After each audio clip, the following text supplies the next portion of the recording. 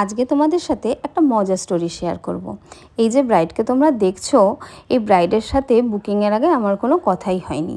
আমাকে বুকিং করেছিল আমারই একজন পুরনো ক্লায়েন্ট। সেই ক্লায়েন্টের রেফারেন্সেই বুকিং আসে এবং এই ব্রাইড ছিল সেই ক্লায়েন্টের বন্ধুর ওয়াইফ। তো আমরা যথারীতি ওর রিসেপশনের দিন সাজাতে যাই এবং গিয়ে শুনি যে ব্রাইড ভীষণ অসুস্থ, ব্রাইড একটু রেস্ট নিচ্ছে। তো ওর ভাত কাপড় হয়ে গেছে, ও রেস্ট নিচ্ছে, ওকে আমরা ডেকে তুলে বসালাম এবং দেখলাম যে ওর গায়ে হাই টেম্পারেচার, ও বসতেই পারছে না। তো ওর ননদ এসে আমাদের বলল যে তোমরা ওকে শুয়ে শুয়েই সাজাও। তো এটা কি কখনো সম্ভব যে আমরা শুয়ে শুয়ে মেকআপ করবো? শুয়ে শুয়ে মেকআপ যদিও বা করা যায়, হেয়ারস্টাইল তো করাই যাবে না।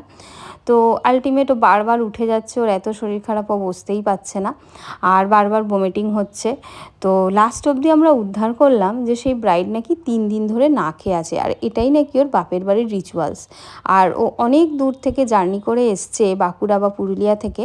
সেখান থেকে পুরো না খেয়ে 3 দিন ধরে আছে এবং রিসেপশনের দিন পর্যন্ত কিচ্ছু খায়নি। তো এরকম কি তোমরা কখনো শুনেছো যে 3 দিন ধরে না খেয়ে থাকতে হবে?